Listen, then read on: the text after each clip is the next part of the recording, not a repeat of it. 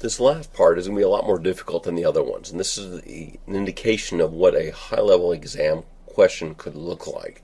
One of the latter questions potentially on an exam.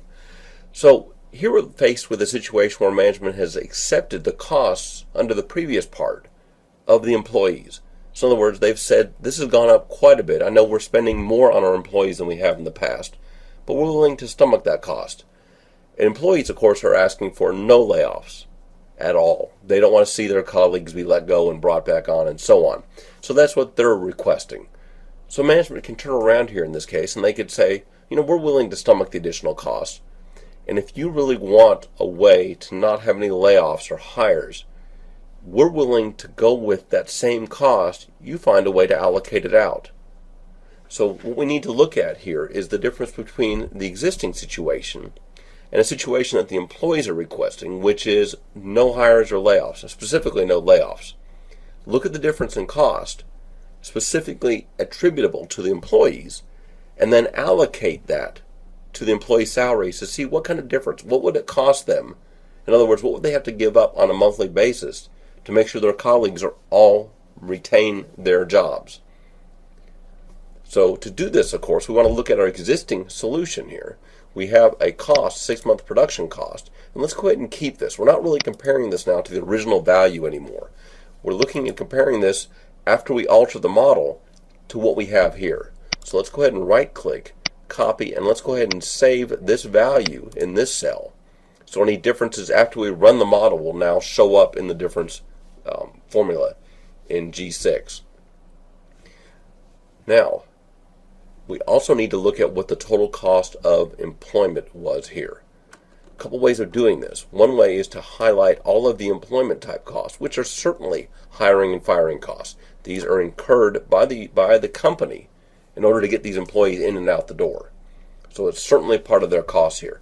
And you can see the sum at the bottom here of $1,052,730. Of course, we want to store this. So the easiest way is to simply, let's add a cell here, which is, we'll call it employment cost, if we can spell it correctly. And let's go ahead and sum up the values in those cells.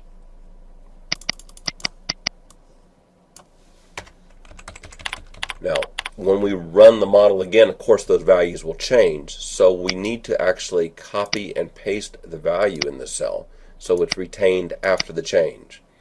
But now we know what the employment cost is that the company is willing to stomach. Now, let's put in the constraint that the employees wish to have, which is no hirings or no firings, specifically no firings, but given what we know already about the situation the company is facing, and effectively it's saying no hirings and firing. So let's take a look at this in terms of the constraint. Well, we don't want the constraint anymore that requires hirings to be greater than or equal to firings, so we can delete it or we could simply change it. The way we're going to change it is require that both hirings and firings now be equal to 0. Now I know this is a hard-coded constraint here. That right-hand side really should be in a parameter, but this is a temporary analysis in this case, and we're going to come back to it, and we would want to back that out and make sure that it's all noted properly in the footnotes or any type of text boxes we put into the model. Let's go ahead and hit OK, and let's solve this model. We found a solution. We're now at full employment, and we did not change employment at all over the 6 months. You can see our difference in cost is $20,364 and change. Our employment costs, though, are not going to necessarily be that same difference. Let's take a look and see how much they are now. So we're going to sum up those same rows down here to see how much we're actually incurring for employment. Of course, no hiring and firing costs. And the difference here is something different.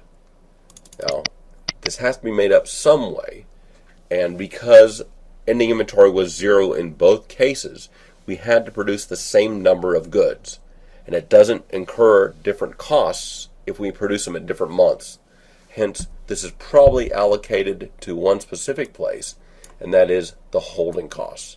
There had to be a difference in holding costs of what it looks like about $60 or $70. So, back to our problem at hand though. In essence, we have 1052730 as what we're willing to allocate out to the employees. It certainly has gone up from that, or a difference of 20,430.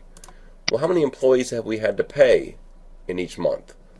Well, and again, we're doing a little hard coding here. In essence, when we have ultimately presented this, we'd want to make sure that this is labeled properly and has proper parameters identified.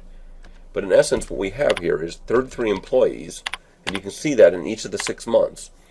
And they're all working 6 months. So we have 198 employee months that we're paying.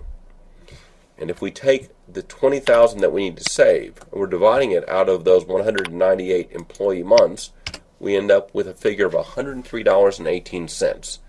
In essence, what this is a reduction in salary that we would bring in to each employee's wages. So they're being paid $5,420. We would reduce that by $103.18 in each month like that. And that would save the company the $20,430, which would put it on exactly the same place that it was willing to accept under the previous proposal. Now, you can figure out exactly what that salary is, but in essence it is equal to $5,420 minus this difference. So we're proposing to the employees, if you really want to retain your colleagues, what you need to do is lower each of your salary by a little over $100 down to $5,316.82. And if you're willing to do that to the company, it makes no difference. And that is the gist of what we're trying to find here. The company's made whole either way. Now, is this a solution that you would accept as an employee? I don't know. What this provides is the analysis that's necessary for the management to determine whether or not this is even a feasible option, for the employees to determine whether this is even a feasible option to them, and perhaps simply to start negotiation.